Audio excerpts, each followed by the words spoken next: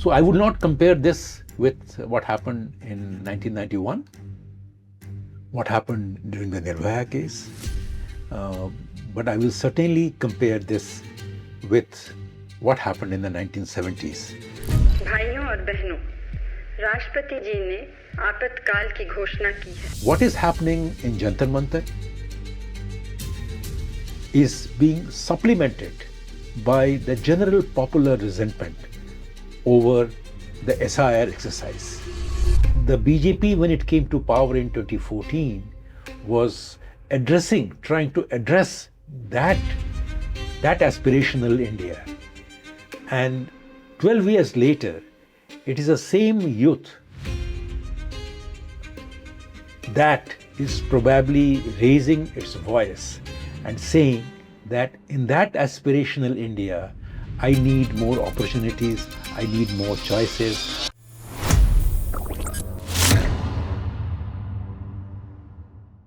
Hello and welcome to Macro Matters, Business Standards podcast on India's economy, geopolitics, and the political economy. I'm Ankur Bharadwaj, and we are recording on 23rd July 2026. 35 years after the economic reforms of 1991, India is a very different country.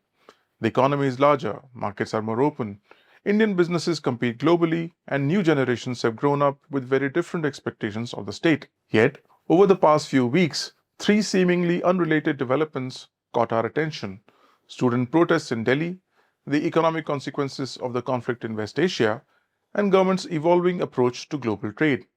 At first glance, they appear to have little in common, but together they raise an interesting question. 35 years after liberalisation, are we responding to new challenges in old ways? As the saying often attributed to Mark Twain goes, history doesn't repeat itself, but it often rhymes. Joining me once again is A.K. Bhattacharya, one of India's foremost commentators on economics and public policy. Through decades of reporting, writing, and analysis, he has helped explain how India's economy, its institutions, and its policy making intersect. AKB, welcome back to Macro Matters. Thank you, Ankur, for having me here. AKB, these are very interesting times in India. Very interesting. Particularly in the neighborhood where we are sitting in New Delhi. That's right. We've just seen a student movement or a student protest take shape in the heart of New Delhi in the last week. People will say that this is again in line with democratic protests that have taken place in India for decades now. Every generation seems to get the kind of movement that it deserves. So, for example, we can go back to the JP movement of the 1970s, which led to the imposition of emergency. Then there was the anti-Mandal protests in late 80s, early 90s. Then we had the Nirbhaya protests in Delhi. Then we had the anti-corruption movement in Delhi, farmers movement, and now students. But something tells me that this is not just about students or just about exams. This is probably something larger. Would you recognize any signs of a previous movement in this particular protest? Well, you have raised a very important question, Ankur. I do see similarities with the previous movements, particularly the movement that took place in the early 1970s. The similarities are not just with regard to the content of the movement, but also with regard to the environment that prevails and which prevailed then. Remember that in the 1970s, we did have an oil crisis. The first time the oil prices went up. There was the issue about jobs. People, students in Gujarat, in Patna, they were resentful of what is happening around them. And then there was also a drought. So agriculture today seems okay in today's environment, but there is a threat of El Nino gripping us, the rains ditching Indian agriculture once again, creating problems not only on our food availability is not an issue, but it will definitely affect output. Agriculture might mean fertilizer subsidy payment will have to be taken care of. the fisc may be under pressure, oil prices may go up once again, and the job situation is looking little uncertain. And the movement that you're talking about today in Delhi, remember, this is a movement that is not just being concentrated in Delhi. In some ways, I get the sense that this has got a national resonance. Why on earth would people from Maharashtra or in other parts of the country would start sending food packets to those who are protesting here? So it seems to me it is not a movement that is located in one part of the country, which is the capital of the country, but it has got resonance and some sort of support nationally. There are leaders across the country who probably are concerned about what is really happening, and so I would not compare this with what happened in 1991, what happened during the Nirbhaya case, but I will certainly compare this with what happened in the 1970s. Now, you might say that the 1970s led to the imposition of the emergency. I do not know what will happen. I'm not a soothsayer. But certainly, what this movement has done is reminding you of what popular movements can result in.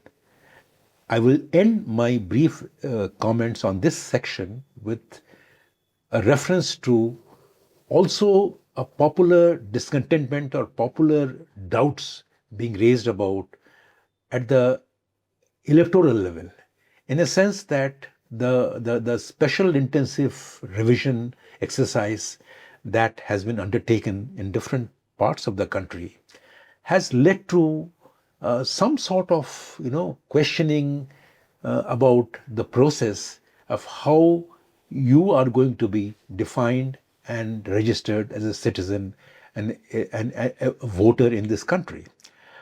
My quick reading, unsubstantiated by any data or any analysis as of now, is that what is happening in Jantar Mantar is being supplemented by the general popular resentment over the SIR exercise.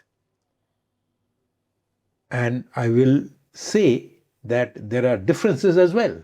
The differences are that at that time in the 1970s, there was no recourse for the people to some sort of welfare support systems, whereas now a large number of people have recourse to a welfare support system which is funded by the government, not only at the center but also in the states.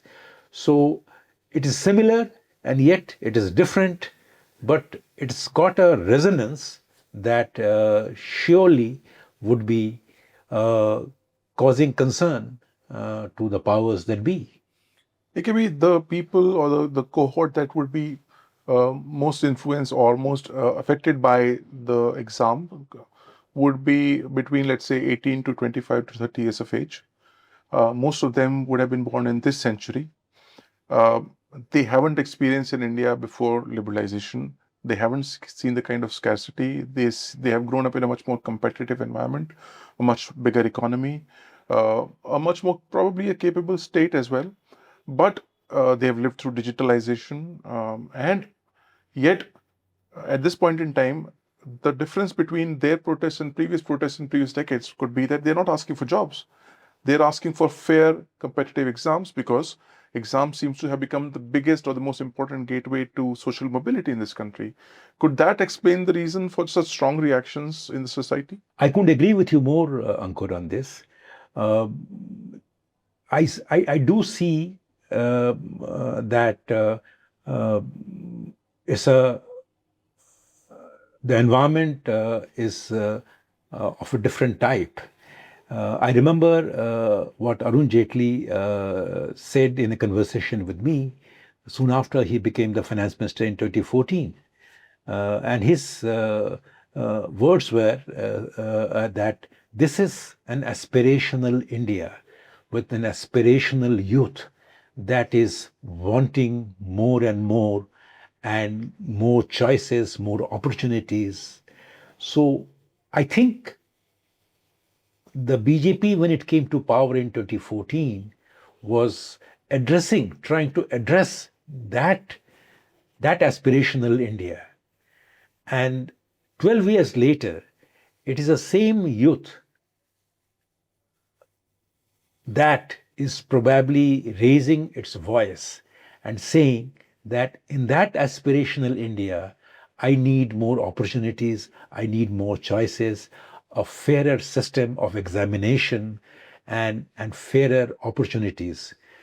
Now, as I said earlier, that this is being supplemented by a larger set of resentment over many other issues that prevail in this country.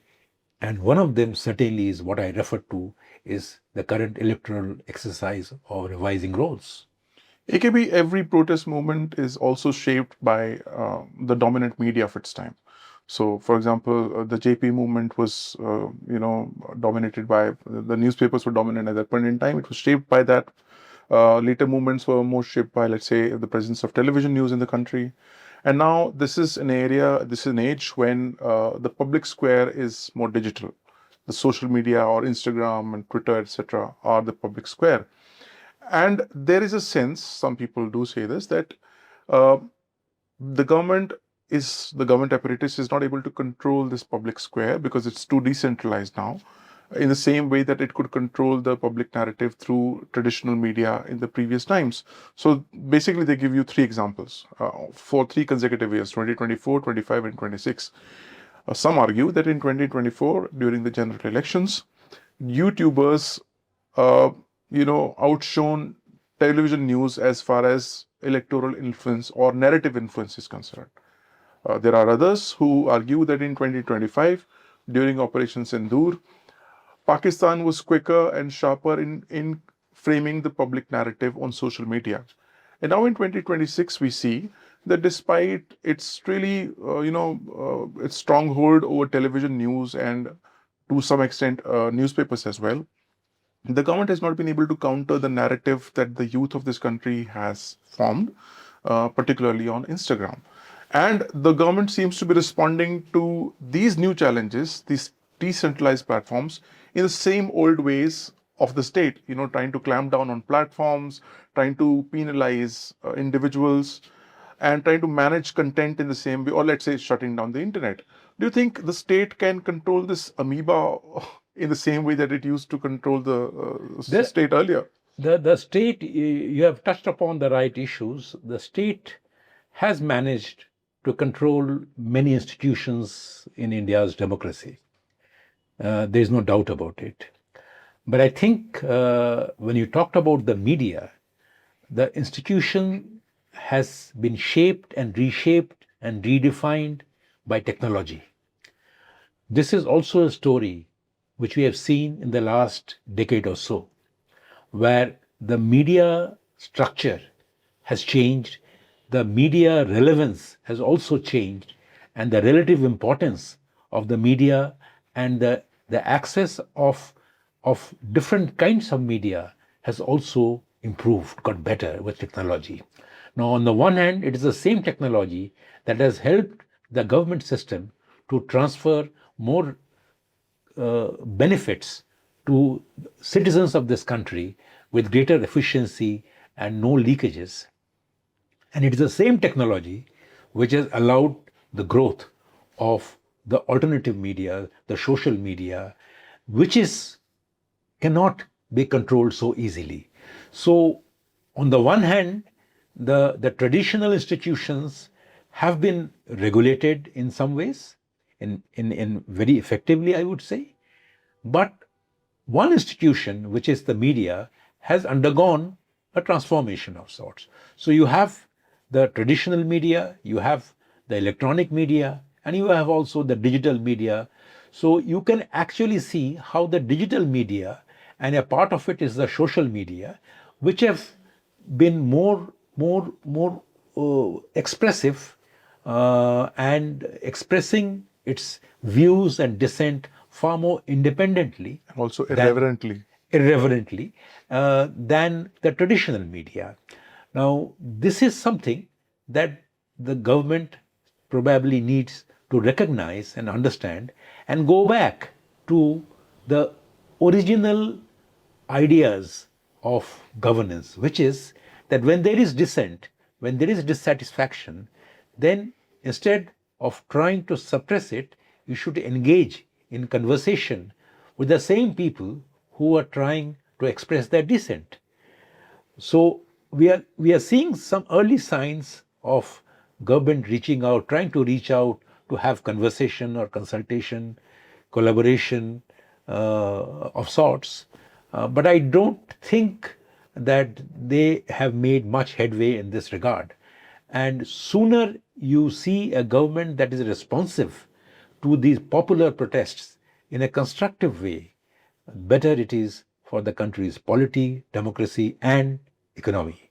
AKB, if we step back from these immediate events, then I wonder if these protest movements tell us more about India in 2026 in general. Maybe they go beyond employment. Maybe the protest movement goes beyond exams. Maybe it's fundamentally about how this younger generation expects what it expects from the Indian state.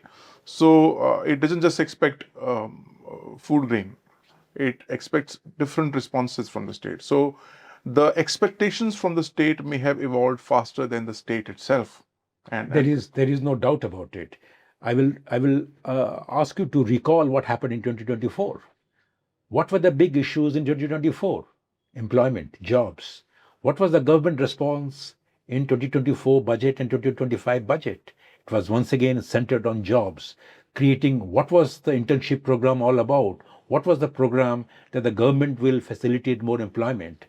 But I think from 25 onwards, electoral victories for the ruling party at the center has somehow dissuaded them from seeing that the problem of jobs, the problem associated with an aspirational India, a young India looking for dignified salaried jobs, was missing in some ways.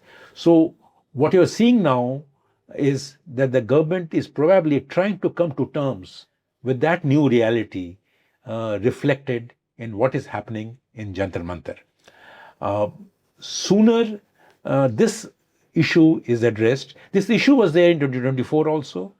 The government trying to respond to it, I think not very successfully, because both the job schemes and the internship schemes did not do very well. But the issues could not have been brushed under the carpet.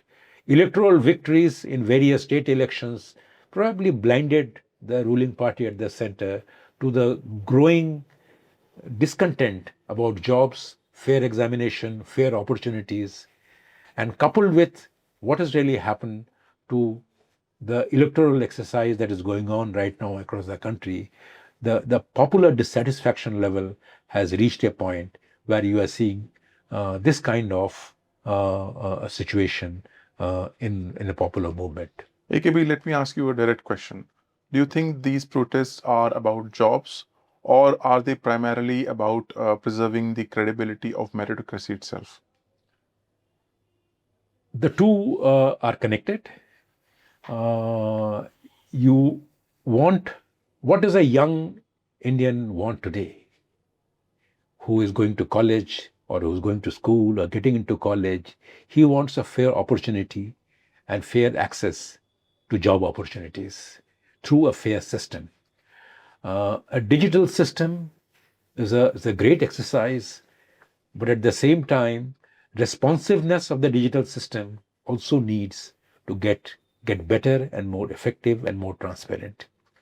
What we are seeing in our country today is, while the digital system has taken charge of many of our economic and governance activities, the responsiveness of that digital system to impart greater efficiency and effectiveness of the governance structure is probably missing.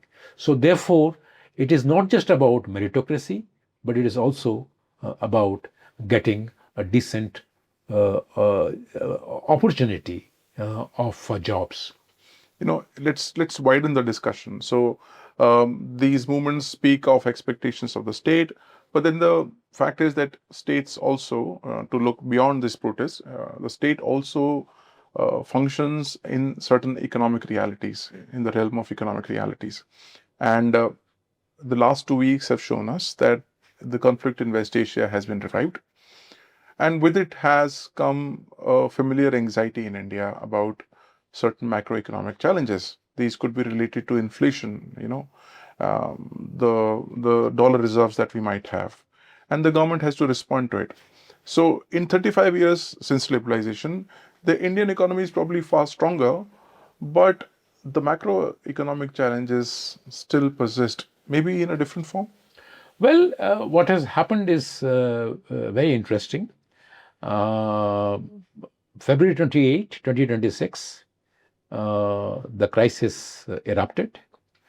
And I think the Indian government reacted to it quite well, not allowing the increased prices of the crude oil to be transmitted into retail prices, assuming that this will be a short-term phenomenon.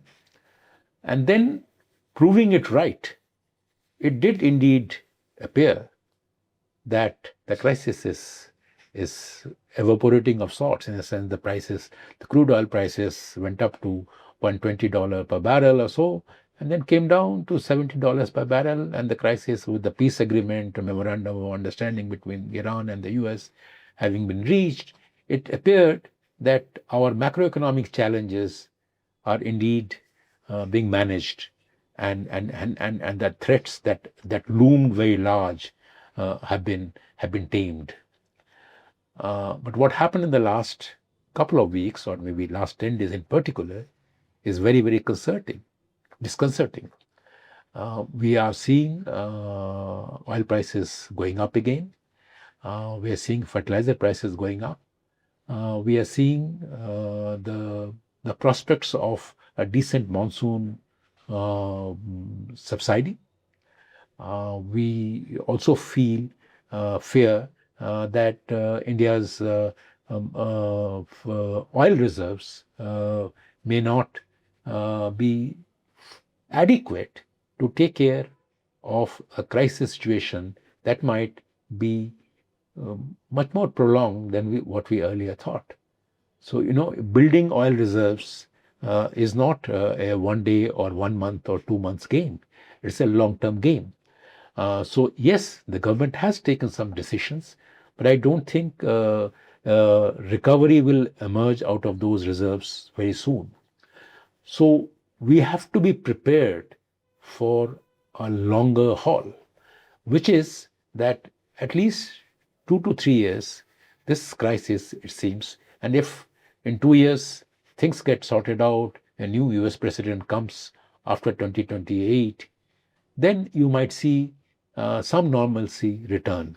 But till that time, we have to deal with a problem that we thought has disappeared. So therefore, we need to be very wary and mindful of the macroeconomic challenges, whether it is a question of inflation, whether it is a question of forex reserves, whether it is a question of rupee, very, very mindfully. Just to be fair, we have traveled far from the challenges that existed in early 1991. There are deeper capital markets. We have really stronger dollar reserves. We have a much more credible central bank now. Our exports are way more diversified. Yet, it takes just one external conflict to limit our choices in terms of policy and how it influences our choices. Are we still too susceptible to geography as far as our economic choices go? I think I agree with you that, of course, we are not the same country as it existed in 1991. We are a stronger country. We have seen growth averaging over 6.5% in the last 35 years. Our inflation level is still under control. It is still within the RBI band of 4 to 6%. Rupee has depreciated But many would argue, as I would also say, that it's a good thing for the rupee to depreciate to find its real value, because it does enhance your export competitiveness and imposes natural curbs on imports. So we are not a vulnerable, fragile country anymore.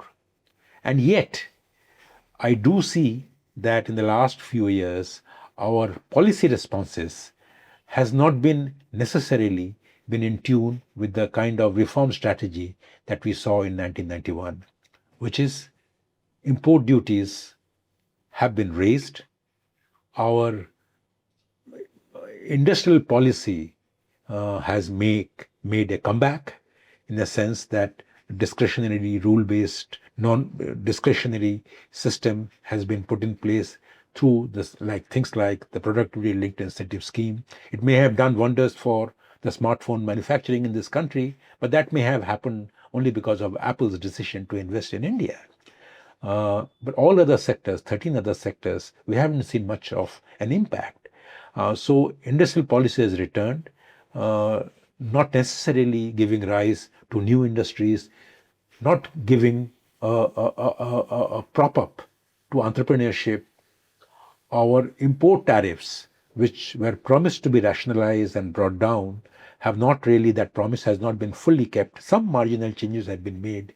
So we are going back in time in that sense. In addition, we do see the imposition of quality control orders. We do see attempts to promote industries in collaboration with the private sector in sectors where you have got greater import dependence. Now, things should not be solved in this manner. Rather, the factor market reform should take place, incentives should take place, instead of trying to decide which industries should be set up where. You should create a more favorable business environment wherein industries feel that they are encouraged to invest and exploit a business opportunity for their own profit, of course, but for also strengthening the country's economic security. You know, AKB, nobody can argue with the fact that we have a much larger welfare architecture in the country now. The welfare state is both deeper and wider, and this does help, India or the Indian economy take care of certain challenges from time to time. But in situations like the present one, it also creates maybe new form of vulnerabilities, because there is a food subsidy bill, there is a fertilizer subsidy bill, there are income support programs and things like that. So in situations like the current one, it leads to a lot of fiscal trade-offs. So maybe it also makes us more vulnerable in a certain way.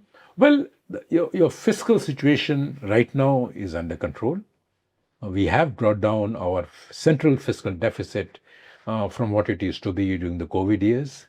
But I suspect those fiscal pressures will rise again in the current financial year because of the West Asian conflict and the oil prices going up. And as you rightly pointed out, our fertilizer subsidy bill, one data is indicated that we have almost 40% of our annual subsidy bill has already been used up.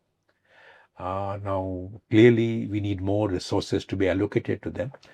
The government has the cushion in the tax revenues, which are still very buoyant. Our exports have revived, but they are still largely dependent on services exports. Agriculture and the rural economy, if they come under the impact of El Nino, then the rural economy will be impacted. Therefore, demand will be impacted, and therefore the kind of corporate results that you're seeing in the first quarter may not continue in the second and the third quarter. Because today you may be seeing that your 260 companies which have declared their results for the first quarter have done very well in terms of profit as well as sales. So over 20% sales growth and over 20% profit growth if you take into account the adjusted against the extraordinary income. So I think what we are seeing in the first quarter is not what may be repeated. There may be question marks over that kind of performance being repeated in the second and the third quarter. So we have to be watchful, both on the fisc as well as India's overall broad economic performance. So clearly, India has become better at managing the economic shocks that may come. Not necessarily because those shocks are smaller, but because India's economic institutions are much more stronger now. But even so, do we sometimes overestimate our ability to deal with these shocks, or how insulated we are from these shocks? I think what we have not done well is looking at our energy security in a holistic manner. For example, 10 years ago, our energy import dependence, which is the oil import dependence, was X. Today, it is higher than that. Our domestic oil production was X. Today is less than that X. So I think we have not done well in terms of producing more at home. We may have diversified our sources, but diversification is one way of attacking or tackling a problem about energy security. We have done very well on the digital side. We have done very well on the renewable energy side. We have also done reasonably well on building infrastructure in the country. So there are many positives. But I think when it comes to external shocks of this nature, we seem to be capable of managing it, but we need to build more internal muscles to address those emerging challenges. To put it in summary, I'll ask a straight question. So 35 years after 1991, is India fundamentally less vulnerable to external shocks, or has it become more capable of managing them? I think we are less vulnerable to those shocks because look at our forex reserves. I mean, our forex reserves in 1991 used to be 1.2 billion, mark my words, 1.2 billion, not enough to meet your 2 weeks imports. But today, we have got enough forex reserves to take care of 10 months of imports. So therefore, clearly, in terms of managing those external vulnerability, we are better off today. But the question is, how well do we further insulate the economy against those shocks is something that we need to be mindful of. Remember, our goal is not what it was in 1991. Today, our goal is that from being a low middle income country, we need to be an upper middle income country like Vietnam. Yes. So therefore, Or Sri Lanka. So therefore, we need to raise our targets a little bit instead of comparing ourselves with what we were in 1991. Today, if our per capita income is X, we need to say what we need to do to become a developed country in 2047, if not by 2050. So at least we need to take those necessary steps to reduce those vulnerabilities and improve our ability to deal with the shocks. Because remember, these shocks or the frequency of these shocks are not going to go away. AKB, let me take you to a DGFT notification that we saw recently. The government of India, through DGFT, has banned the import of any goods manufactured partly or wholly by forced labor. It's an unexceptionable aim. You do not want to import goods which are manufactured by forced labor. This is the ILO convention. Absolutely. Yeah. But my question is, are governments responding to, particularly in India, to modern economic challenges or modern global problems through administrative and regulatory instruments? Well, I think what has happened is that this notification, in my view, should have been thought of much earlier. Why is it taken for us to so long to recognize that there is something called forced labor and we should not be encouraging imports of goods produced through forced labor? Has this idea come up because the US has imposed or threatened to impose higher tariffs on us? So while at a trade diplomacy level, I can understand the logic, but from a sustainable policy perspective, I would say that we should have done this long ago and made sure that we have the instruments and the institutions to monitor them.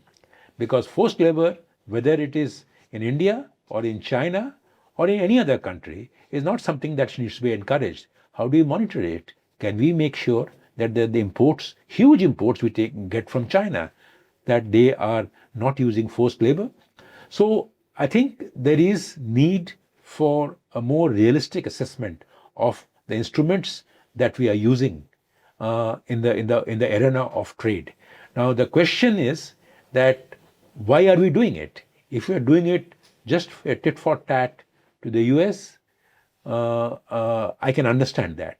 But as a mature democracy, we need to have a more sustainable, less discretionary, and transparent and a rule-based system on trade. But maybe it also signifies a kind of a broader shift in how economic policy is formed, not just in India, but globally.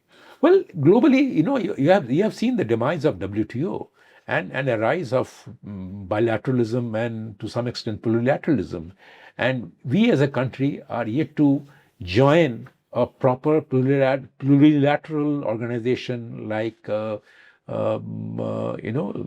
CPEC. So my reading is that while the WTO has receded from the ground, we are focusing more on FTAs, which is a good thing. FTAs are good, but we need to be more proactive. But the reason probably it raises eyebrows in this country, in India, is because such rules or such regulations are easy to slip into the rule book and very difficult to get rid of when time comes to get rid of them. Something similar happened with quality control orders. Well, absolutely. I think you raised this issue in an earlier question about how is this country governed. I think the return of the civil servants in the governance structure is noticeable. So we do see a lot of instruments being used which the civil servants would love to use. What the 1991 reforms, and since you refer to 35 years of reforms several times, 1991, what was the spirit of those reforms? That the Babu Raj will disappear. Instead of those discretionary rules, things will be automatic and rule-based and transparent. What did we do in 1991? We abolished the MRTP Act, or we did not abolish it, but we said that there is nothing called an asset limit control. We said foreign equity up to 51% in as many as, I think, 10 or 15 sectors will be allowed automatically, which means there will be no civil servant who will come in and sit on that application. It will be cleared automatically. Delicensing happened for all sectors except 18. Now, what was the defining spirit of those changes? That you did not have civil servants or even ministers or politicians come in and sitting on your application. Now, the question that we need to ask today is, are there dangers, are there concerns over returning to that era that where the civil servants or the politicians or the ministers take those decisions on which company should set up which plant and where? That is the main concern. Maybe the thing is, how is this going to get enforced? For example, in the modern world, a manufactured product may have multiple raw materials being sourced from dozens of countries and passing through different processes in different countries for each one of them for some value addition. How will somebody decide and kind of decide as to whether something has had any forced labor use in it, sitting in a room, or a babu sitting in a room in India? How is this going to get enforced? Which is why I am saying that if you are coming out with a forced labor rule that we will not import products manufactured with forced labor, you have to first decide that how are you going to implement it. Now, it is very easy to say that we will implement it because we have got so many civil servants who will get into it, part of a committee to look into it. Now, these are all, reflective of a mindset that predates the reforms era of 1991. So, more you introduce these norms, you will see that whether it is the quality control order or whether it is the forced labor use provision, or even if you when you say that I will like to industry to invest whether in partnership with the government or not in those areas. The question is that why is it that domestic industry is not investing in those areas on its own? Because they see an opportunity. So instead of investing in that exercise, that why is it that industry is not investing in those 15 areas where there is more than 50 million of dollar imports? Why is it not investing? Instead of doing that, you are saying, I will initiate investment collaboration with industry and make. So which means what? Which means the government is getting back into the business of running businesses. Now, that is not what the spirit of reforms was. So, in that sense, I'm saying is that we are going back in time to say that the government will get back into the business of running businesses, which is, in my view, is a bad idea. Government should be in the business of governing, setting rules, transparent rules of running the economy and running the government. So previously, you could argue that the governments were trying to correct market failures. And increasingly in 2026, it seems that the governments are trying to shape markets through industrial policy, through subsidies, through rules on localization and quality control orders and whatnot. Absolutely. I mean, the government should not come in. I mean, when let us say when there is a civil aviation problem, it is the aviation minister who comes out and makes a statement. It is not the regulator who is fully empowered to take a call. When there is a problem about automotive industries complaining about the quality of fuel that are being dispensed in state-owned and private oil refiners' retail pumps, and when they are questioning the quality, it is the same oil companies who are asked to undertake checks. Now, where is a regulator doing it? We give examples of Brazil. That, oh, Brazil has gone in for so much good ethanol-based petrol. But they have got an independent monitoring agency which undertakes tests and quality checks of petrol in their country. We don't have any agency as yet, although we are planning to go to E85. So that is, now if you set up an independent body to do this, instead of the oil minister talking about what needs to be done, but AKB critics will argue that you're asking for another regulator to be created with a retired IAS on top. I will say that that is another problem. But then the idea of regulation is not bad at all. You need to create a regulator which is run independently, transparently, and the government should frame policies and the regulator should implement those policies and enforce those rules. But do India's regulatory institutions even have the capacity for regulating such sophisticated policies or such sophisticated rules? I think the question is that the regulation should be such that they must be in tune with the policies that the government frames. I don't think this country is devoid of talent. And I'm not even saying that the civil servants are not good at it. But the important thing is the way the regulatory bodies are structured, that should be kept in mind, and regulator should be given that freedom and accountability so that they can deliver on their promises. It could be another direct question. So are governments around the world rediscovering industrial policy? Or are they simply finding new ways or new reasons for state intervention? In many ways, many governments in the world are going back to industrial policy.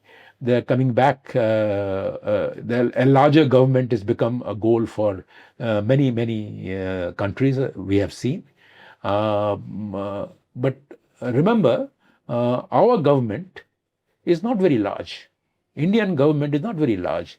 If you look at as a percent of GDP or a percent of the total government expenditure, of the total and the budget size, our bureaucracy size of the bureaucracy is not very large. I mean, if you take out the Indian Railways and take out the other public sector bodies which are shown part of the government, I think our bureaucracy size is reasonable. The problem is that we have not created a strong, effective, independent regulatory system that can enforce regulation once the government frames policies. So that is the real challenge. AKB, we have discussed three different issues today. We have discussed the student protests, we have discussed the macroeconomic challenges because of West Asia, and we've discussed the government's response to changing economic realities around the world. Now, basically, you could argue that these are all three similar things about the state's response to certain challenges. Those could be political economic challenges or economic challenges. Now, in these 35 years, has this response or ability to respond changed to these particular challenges? I think our ability to respond to those challenges has certainly increased. But my fear is that the mindset of creating independent regulatory institutions needs to be further reformed. I think economically, in terms of growth, inflation even, digital interfaces, technology, we have done reasonably well.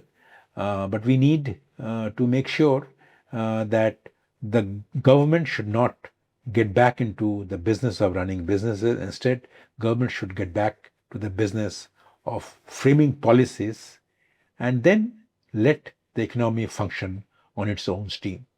You know, the 1991 reforms could be argued to have been about market opening up. Should the next generation of reforms be about reforming India's institutions and how they respond to these challenges?